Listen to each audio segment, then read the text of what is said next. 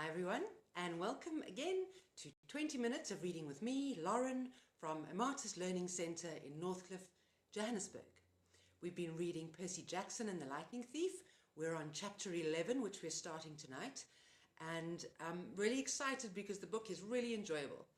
And a shout out to all my kids at my school who have, most of them have started on chapter 1 as we start reading the book in class, and we're learning about Greek mythology and ancient Greeks and the Olympics, and it's going to be an awesome term.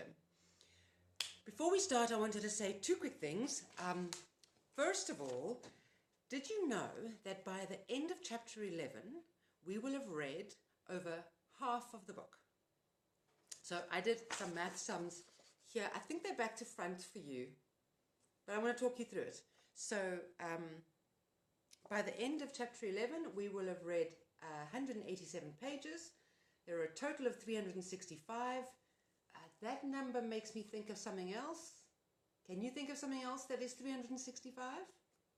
So I did a small short division sum, and I came out with 185 is half of 365. So when we hit 182, sorry. So when we hit page 182, we will have read exactly half of this book. How fantastic is that? And only in 11 days. That's amazing. So again, I think this is going to be back to front for you. I'll post it on the Facebook page. But we're reading Percy Jackson and the Lightning Thief. We're reading 22 chapters in total, 365 pages. And when we finish the book, you will have read 7 hours and 20 minutes. Isn't that amazing? I wonder how many words that is. I wonder if I can Google how many words in Percy Jackson. Then we can add that to our list of accomplishments. So I wanted to just say that you are doing incredibly well. So we want to keep going. And before I carry on, have you noticed that as I've gone through the chapters, I've slowed down a little bit? My reading is not as fast. I'm being a bit more deliberate, slower. So I wanted to talk to you a little bit about slow. Did you know that you can only do fast what you already know how to do? And that if you don't know how to do something and you're rushed, you tend to go back to old habits. And that's when, at school, guys, that's when you find that you're not finishing work, or you're making when your teacher says you're making the same silly mistakes you were making last term. That's because you are going a little bit too fast. You need to slow it down and learn it better, learn it properly, so that you can speed up when you know it. Now that's really difficult at school because there's a curriculum that your teacher's trying to get through, and they're trying to move you through so that you finish it all, and everyone's got to work at the same pace. So you've got a class of 20, 25, 30, 35, 40 children, and everyone's got to just keep on going. So then what do? If you need to slow down so that you can learn what you need to learn? And a lot of kids, I think, don't like the idea of extra work at home. They don't like the idea of extra lessons. I think sometimes they think the extra lessons tell them, or it means that they are stupid. Oh, I don't like that word. But it really doesn't mean that. So I have had the privilege this week of meeting a guy. He's in primary school, and what an incredible young man. And I'm only going to be able to work with him this week. But something that is quite profound about him is that he works in a slow, deliberate pace. And in his normal school, that's really not helping him because he's not finishing his work. He's not getting things done. His teachers are having to rush him. He's feeling rushed. So I asked him, are you the kind of kid that when you're feeling rushed, you finish the worksheet and get most of it wrong? Or are you the kind of kid that does it at your pace, get what you finish, you get right, but you never finish? And he said he was the second kid. And I have to say, I think he's got more going for him because he's actually learning, which is incredible. So don't worry about being slow. Slow is not a bad thing. In fact, Albert Einstein, most of his findings, incredible work was done when he was going slow and deliberate so that he could learn new things.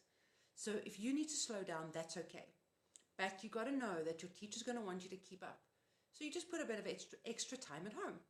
And that's not a big deal. It really isn't. Everyone works at their own pace. So I hope that helps you a little bit. That sometimes when we rush kids, we actually ensure failure. So slow can be a really, really powerful way to learn.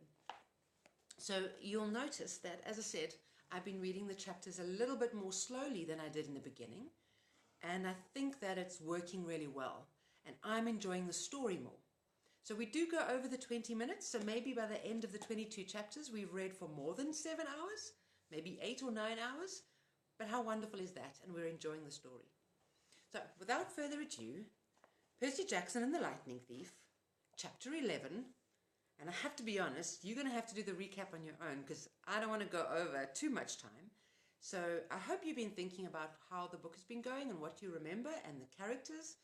But if you remember right, they were in the bus in the last chapter and the bus blew up, kaboom, and Mrs. Dodds had come back with 2 of her friends. So let's keep reading. Excuse me. The title of chapter 11 is We Visit the Garden Gnome Emporium. In a way, it's nice to know there are Greek gods out there because you have somebody to blame when things go wrong. For instance, when you're walking away from a bus that's just been attacked by monster hags and blown up by lightning, and it's raining on top of everything else, most people might think that's just really bad luck. When you're a half-blood, you understand that some divine force really is trying to mess up your day. So there we were, Annabeth, Grover and I, walking through the woods on the New Jersey riverbank, the glow of New York City making the night sky yellow behind us, and the smell of the Hudson reeking in our noses. Reeking, so I'm thinking the Hudson doesn't smell so great. Grover was shivering and braying, his big goat eyes turned split-pupiled and full of terror. 3 kindly ones, all 3 at once. I was pretty much in shock myself. The explosion of the bus windows still rang in my ears, but Annabeth kept pulling us along, saying, "Come on. The further away we get, the better." All our money was back there, I reminded her. Our food and clothes, everything. Well, maybe if we hadn't decided to jump into the fight. What did you want me to do? Let you get killed? You didn't need to protect me, Percy. I would have been fine. Sliced like sandwich bread, Grover put in, but fine. Shut up, goat boy, said Annabeth. Grover brayed mournfully. I think goats bray? We must look that up. Tin cans, and a perfectly good bag of tin cans. We sloshed, of course Grover wants his tin cans. We sloshed across mushy ground, through nasty twisted trees that smelt like sour laundry. After a few minutes, Annabeth fell into line next to me. Look, her voice faltered. I appreciate you coming back for us, okay? That was really brave. We're a team, right? She was silent for a few more steps. It's just that if you died, aside from the fact that it would really suck for you, it would mean the quest was over. This may be my only chance to see the real world. The thunderstorm had finally let up. The city glow faded behind us, leaving us in almost total darkness. I couldn't see anything of Annabeth except a glint in her blonde hair. You haven't left Camp Half-Blood since you were 7, I asked her. No, only short trips. My dad, the history professor? Yeah, he didn't work out for me living at home. I mean, Camp Half-Blood is my home. She was rushing her words out now, as if she were afraid somebody might try to stop her. At camp you train and train. And that's all cool and everything, but the real world is where the monsters are. That's where you learn whether you're as good or not. If I didn't know better, I could have sworn I heard doubt in her voice. "You're pretty good with that knife," I said. "You think so?" "Anybody can piggyback ride a fury is okay by me." I couldn't really see, but I thought she might have smiled. "You know," she said, "maybe I should tell you. Something funny back on the bus." Whatever she wanted to say was interrupted by a shrill toot toot toot, like the sound of an owl being tortured. "Hey, my reed pipes still work," Grover cried. "If I could just remember a Find Path song, we could get out of these woods." He puffed out a few notes, but the tune still sounded suspiciously like Hilary Duff. Instead of finding a path, I immediately slammed into a tree and got a nice-sized knot on my head. Add to the list of superpowers I did not have, infrared vision. After tripping and cursing and generally feeling miserable for another mile or so, I started to see light up ahead. The colors of a neon sign. I could smell food, fried, greasy, excellent food. I realized I hadn't eaten anything unhealthy since I'd arrived at Half-Blood Hill, where we lived on grapes, bread, cheese, and extra lean cut, nymph-prepared barbecue. This boy needed a double cheeseburger. We kept walking until I saw a deserted 2-lane road through the trees. On the other side was a closed-down gas station, a tattered billboard for a 1990s movie, and one open business, which was the source of the neon light and the good smell. It wasn't a fast food restaurant like I'd hoped. It was one of those weird roadside curio shops that sell lawn flamingos and wooden Indians and cement grizzly bears and stuff like that. The main building was a long, low warehouse surrounded by acres of statuary. The neon sign, statuary, the root word is probably statue. Let's see. The neon sign above the gate was impossible for me to read because if there's anything worse for my dyslexia than regular English, it's red cursive neon English. To me, it looked like, how do I read this? ATNYU, Atnu, Mes, Gudurin, Gomen, What the heck does that say? I asked. I don't know, Annabeth said. She loved reading so much I'd forgotten she was dyslexic too. Grover translated. Aunt M's, Auntie M's Garden Gnome Emporium. There you go. Flanking the entrance, which means on either side, as advertised, were 2 cement garden gnomes, ugly, bearded little runts, smiling and waving, as if they were about to get their picture taken. I crossed the street, following the smell of the hamburgers. "Hey," Grover warned. "The lights are on inside," Annabeth said. "Maybe it's open." "Snack bar," I said wistfully. "Snack bar," she agreed. "Are you too crazy?" Grover said. "This place is weird." We ignored him. The front garden was a forest of statues. There we go, that's the root word. Cement animals, cement children, even a cement satyr playing the pipes, which gave Grover the creeps. "Blah," he bleated. "Looks like my Uncle Ferdinand." We stopped at the warehouse door. "Don't knock," Grover pleaded. "I smell monsters." "Your nose is clogged up from the furies," Annabeth told him.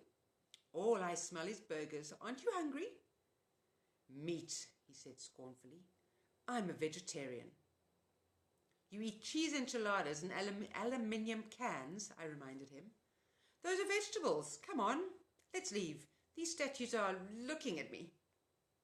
Then the door creaked open, and standing in front of us was a tall, Middle Eastern woman.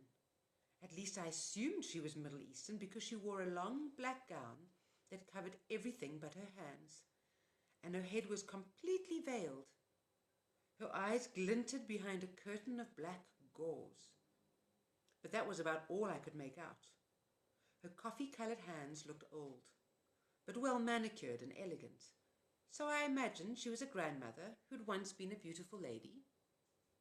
Her accent sounded vaguely Middle Eastern too. She said, I've got some pressure to put an accent on. What does a Middle Eastern accent sound like? I don't know. Children, it is too late to be out all alone. Where are your parents? They're, Annabeth started to say. We're orphans, I said. Orphans, the woman said. The word sounded alien in her mouth. But, my dears, surely not. We got separated from our caravan, I said. Our circus caravan. The ringmaster told us to meet him at the gas station if we got lost, but he may have forgotten. Or maybe he meant a different gas station. Anyway, we're lost. Is that food I smell? Oh, my dears, the woman said, you must come in. Poor children. I am Auntie M. Go straight through to the back of the warehouse, please. There is a dining area. We thanked her and went inside. Annabeth muttered to me, circus caravan. Always have a strategy, right? Your head is full of kelp. The warehouse was filled with more statues. People of all different poses, wearing all different outfits and with different expressions on their faces. I was thinking you'd have to have a pretty huge garden to fit even one of those statues, because they were all life-size. But mostly I was thinking about food. Go ahead, call me an idiot for walking into a strange lady's shop like that just because I was hungry, but I do impulsive stuff like that. Plus, you'd never smelt Aunt M's burgers. The aroma was like laughing gas in the dentist's chair. It made everything else go away. I barely noticed Grover's nervous whimpers, or the way the statue's eyes seemed to follow me, or the fact that Auntie M had locked the door behind us. Ooh. All I cared about was finding the dining area. And sure enough, there it was at the back of the warehouse. A fast food counter with a grill, a soda fountain, a pretzel heater, and a nacho cheese dispenser. Everything you could want, plus a few steel picnic tables out front. Please, sit down, Auntie M said. Awesome, I said. Grover said reluctantly. We don't have any money, ma'am. Before I could jab him in the ribs, Auntie M said, No, children, no money. This is a special case, yes? It is my treat for such nice orphans. Thank you, ma'am, Annabeth said. Auntie M stiffened, as if Annabeth had done something wrong. But then the old woman relaxed just as quickly, so I figured it must have been my imagination. Quite all right, Annabeth, she said. You have such beautiful grey eyes, child. Only later did I wonder how she knew Annabeth's name, even though we had never introduced ourselves. Ooh. Our hostess disappeared behind the snack counter and started cooking. Before we knew it, she'd brought us plastic trays heaped with double cheeseburgers, vanilla shakes, and extra large servings of French fries. I was halfway through my burger before I remembered to breathe. Annabeth slurped her shake. Grover picked at the fries, and even the tray's waxed paper liner, as if he might go for that, but he still looked too nervous to eat. What's that hissing noise? He asked. I listened but didn't hear anything. Annabeth shook her head. Hissing? Auntie M asked. Perhaps you hear the deep fryer oil. You have keen ears, Grover. I take vitamins for my ears. That's admirable, she said. But please, relax. Ooh. Auntie M ate nothing. She hadn't taken off her headdress even to cook. And now she sat forward and interlaced her fingers and watched us eat. It was a little unsettling having someone stare at me when I couldn't see her face, but I was feeling satisfied after the burger and a little sleepy, and I figured the least I could do was try to make small talk with our hostess. So, you sell gnomes? I said, trying to sound interested. Oh, yes, Auntie M said. And animals and people, anything for the garden. Custom orders. Statuary is very popular, you know. Lot of business on this road? No, not so much, no. Since the highway was built, most cars, they do not go this way now. I must cherish every customer I get. My neck tingled as if somebody else was looking at me. I turned, but it was just a statue of a young girl holding an Easter basket. The detail was incredible, much better than you see in most garden statues. But something was wrong with her face. It looked as if she was startled, or even terrified. Ah, Auntie Em said sadly, you notice some of my creations do not turn out well. They are marred. They do not sell. The face is the hardest to get right. Always the face. You make these statues yourself? I asked. Oh, yes. Once upon a time, I had 2 sisters to help me in the business, but they have passed on, and Auntie Em is alone. I have only my statues. This is why I make them, you see. They are my company. The sadness in her voice sounded so deep and so real that I couldn't help feeling sorry for her. Annabeth had stopped eating. She sat forward and said, 2 sisters? It's a terrible story, Aunt Em said. Not one for children, really. You see, Annabeth, a bad woman was jealous of me long ago when I was young. I had a boyfriend, you know, and this bad woman was determined to break us apart. She caused a terrible accident. My sisters stayed by me. They shared my bad fortune as long as they could, but eventually they passed on. They faded away. I alone have survived, but at a price. Such a price. I wasn't sure what she meant, but I felt bad for her. My eyelids kept getting heavier. My full stomach, making me sleepy. Poor old lady. Who would want to hurt somebody so nice? Percy? Annabeth was shaking me to get my attention. Maybe we should go. I mean, the ringmaster will be waiting. She sounded tense. I wasn't sure why. Grover was eating the waxed paper off the tray now, but if Auntie Em found that strange, she didn't say anything. Such beautiful grey eyes, Auntie Em told Annabeth again. My, yes, it has been a long time since I've seen grey eyes like those. She reached out as if to stroke Annabeth's cheek, but Annabeth stood up abruptly. We really should go. Yes, Grover swallowed his waxed paper and stood up. The ringmaster is waiting, right? I didn't want to leave. I felt full and content. Auntie Em was so nice. I wanted to stay with her a while. Please, dears, Auntie Em pleaded. I so rarely get to be with children. Before you go, won't you at least sit for a pose? A pose? Annabeth asked wearily.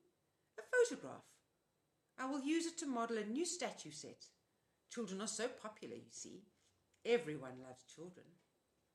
Annabeth shifted her weight from foot to foot. I don't think we can, ma'am. Come on, Percy. Sure we can, I said. I was irritated with Annabeth for being so bossy, so rude to an old lady who just fed us for free. It's just a photo, Annabeth. What's the harm? Yes, Annabeth, the woman purred. No harm. I could tell Annabeth didn't like it. But she allowed Auntie Em to lead us back out the front door into the garden of statues. Auntie Em directed us to a park bench next to the stone satyr. Now, she said, I'll just position you correctly. The young girl in the middle, I think, and the 2 young gentlemen on either side. Not much light for a photo, I remarked. Oh, enough, Auntie Em said. Enough for us to see each other, yes. Where's your camera? Grover asked. Auntie Em stepped back as if to admire the shot. Now, the face is the most difficult. Can you smile for me, please, everyone? A large smile? Grover glanced at the cement satyr next to him and mumbled, That sure does look like Uncle Ferdinand. Grover, Auntie Em chastised. Look this way, dear. She still had no camera in her hands. Percy, Annabeth said, Some instinct warned me to listen to Annabeth, but I was fighting the sleepy feeling, the comfortable lull that came from the food and the old lady's voice. "I will just be a moment," Auntie Em said. "You know, I can't see you very well in this cursed veil." "Percy, something's wrong," Annabeth insisted. "Wrong?" Auntie Em said, reaching up to undo the wrap around her head. "Not at all, dear. I have such noble company tonight. What could go wrong?" "That is Uncle Ferdinand," Grover gasped. "Look away from her," Annabeth shouted. She whipped her Yankee's cap on her head and vanished. Her invisible hands pushed Grover and me both off the bench. I was on the ground looking at Auntie Em's sandaled feet. I could hear Grover scrambling off in one direction, Annabeth in another, but I was too dazed to move. Then I heard a strange rasping sound above me. My eyes rose to Auntie Em's hands, which had turned gnarled and warty, with sharp bronze talons for fingernails. I almost looked higher, but somewhere off to my left, Annabeth screamed, "No, don't!" More rasping, the sound of tiny snakes right above me, from about where Auntie Em's head would be. "Run!" Grover bleated. I heard him racing across the gravel, yelling, "Maya!" to kickstart his flying sneakers. I couldn't move. I stared at Auntie Em's gnarled claws and tried to fight the groggy trance the old woman had put in me. "Such a pity to destroy a handsome young face," she told me soothingly. "Stay with me, Percy. All you have to do is look up." I fought the urge to obey. Instead, I looked to one side and saw one of those glass spheres people put in gardens, a gazing wall. I could see Auntie Em's dark reflection in the orange glass. Her headdress was gone, revealing her face as a shimmering pale circle. Her hair was moving, writhing like serpents. Serpents is another name for snakes. Auntie Em. Auntie Em. How could I have been so stupid? Think, I told myself. How did Medusa die in the myth? But I couldn't think. Something told me that in the myth Medusa had been asleep when she was attacked by my namesake, Perseus. She wasn't anywhere near asleep now. If she wanted, she could take those talons right now and rake open my face. "The grey-eyed one did this to me, Percy," Medusa said, and she didn't sound anything like a monster. Her voice invited me to look up, to sympathize with the poor old grandmother. Annabeth's mother, the cursed Athena, turned me from a beautiful woman into this. "Don't listen to her," Annabeth's voice shouted somewhere in the statuary. "Run, Percy!" "Silence," Medusa snarled. Then her voice modulated back to a comforting purr. "You see why I must destroy the girl, Percy. She is my enemy's daughter. I shall crush her statue to dust. But you, dear Percy, you need not suffer." "No," I muttered. I tried to make my legs move. "Do you really want to help the gods?" Medusa asked. "Do you understand what awaits you in this foolish quest? Percy, what will happen if you reach the underworld? Do not be a pawn of the Olympians, my dear.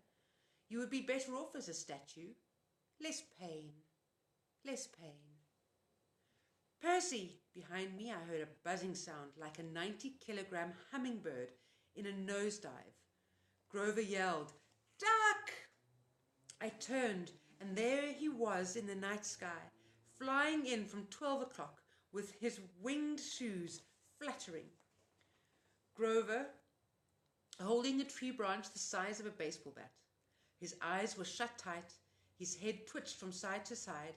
He was navigating by ear and nose alone. "Duck!" he yelled again. "I'll get her!" That finally jolted me into action. Knowing Grover, I was sure he'd miss Miss Medusa and nail me. I dove to one side. Thwack! At first I figured it was the sound of Grover hitting a tree. Then Medusa roared with rage. "You miserable satyr," she snarled. "I'll add you to my collection." That was for Uncle Ferdinand, Grover yelled back. I scrambled away and hid in the statuary, while Grover swooped down for another pass. Ker-quack! Ah! Medusa yelled, her snake hair hissing and spitting. Right next to me, Annabeth's voice said, Percy. I jumped so high my feet nearly cleared a garden gnome. Jeez, don't do that. Annabeth took off her Yankee cap and became visible. You have to cut her head off. What? Are you crazy? Let's get out of here. Medusa is a menace. She's evil. I'd kill her myself, but... Annabeth swallowed, as if she were about to make a difficult admission. But you've got the better weapon. Besides, I'd never get close to her. She'd slice me to bits because of my mother. You've got a chance. What? I can't. Look, do you want her turning more innocent people into statues? She pointed to a pair of statue lovers, a man and a woman with their arms around each other, turned to stone by the monster. Annabeth grabbed a green gazing ball from a nearby pedestal. Sounds like a mirror, doesn't it? A polished shield would be better, she studied the spheres critically. The convexity will cause some distortion. So convex, if you remember from maths, is the shape that bulges out, and concave, like a cave, is a shape that pushes in. So this was a sphere that bulged out like a ball. The convexity will cause some distortion. The reflection size should be off by a factor of... Would you speak English? I am! She tossed me the glass ball. Just look at her in the glass. Never look at her directly. Hey guys, Grover yelled somewhere above us. I think she's unconscious. Roar! Maybe not, Grover corrected. He went in for another pass with the tree branch. Hurry, Annabeth told me. Grover's got a great nose, but he'll eventually crash. I took out my pen and uncapped it. The bronze blade of Riptide elongated in my hand. I followed the hissing and spitting sounds of Medusa's hair. I kept my eyes locked on the gazing ball, so I would only glimpse Medusa's reflection, not the real thing. Then, in the green-tinted glass, I saw her. Grover was coming in for another turn at bat, but this time he flew a little too low. Medusa grabbed the stick and pulled him off course. He tumbled through the air and crashed into the arms of a stone grizzly bear with a painful oomph. Medusa was about to lunge at him when I yelled, Hey! I advanced on her, which wasn't easy, holding a sword and a glass ball. If she charged, I'd have a hard time defending myself.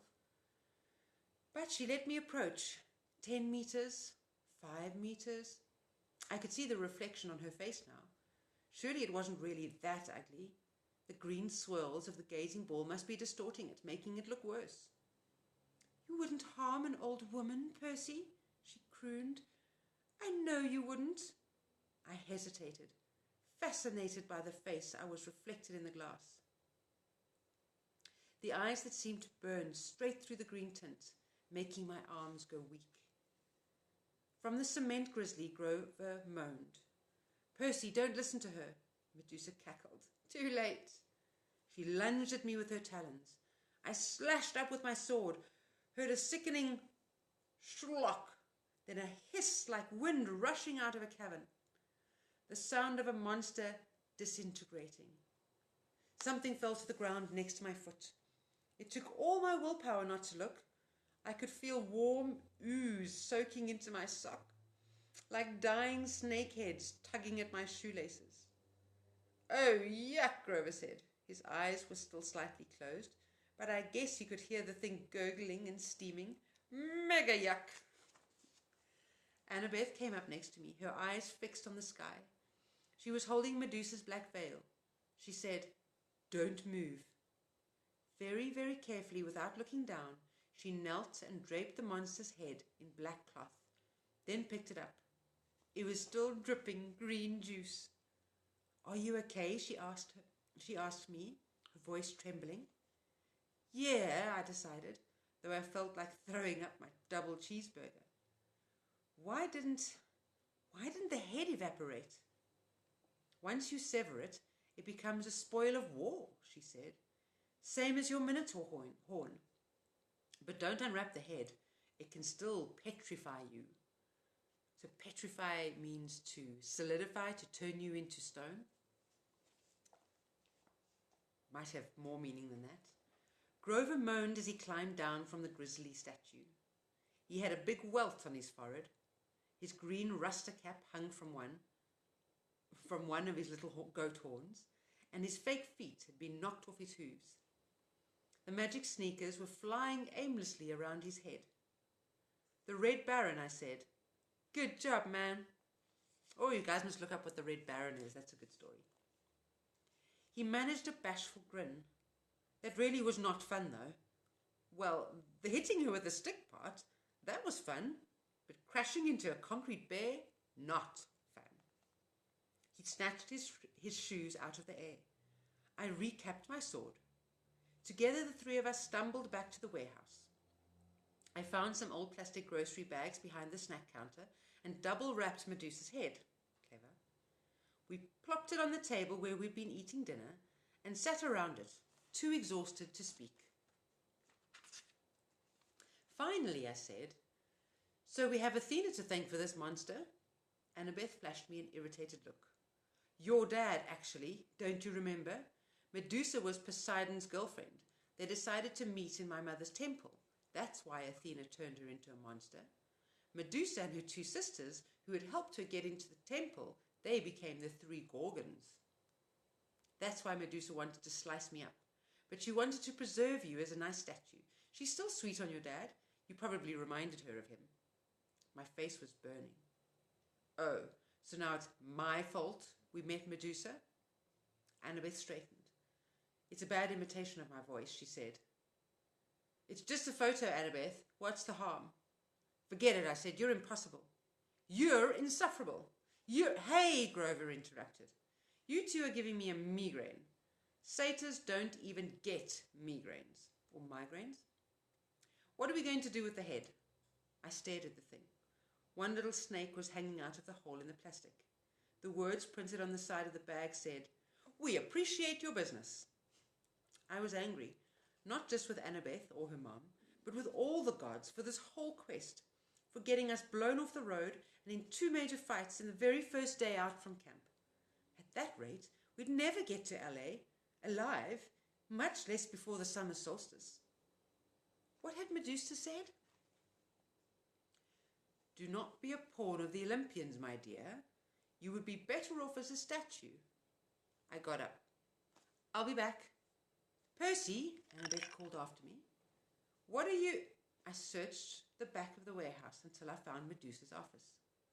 Her account book showed her 6 most recent sales, all shipments to the underworld to decorate Hades and Persephone's garden. According to one freight bill, the underworld's billing address was DOA Recording Studios, West Hollywood, California. I folded up the bill and stuffed it into my pocket. In the cash register, I found $20 and a few drachmas and some packing slips for Hermes Overnight Express, each with a little leather bag attached for coins. I rummaged around the rest of the office until I found the right size box. I went back to the picnic table, packed up Medusa's head, and filled out a delivery slip.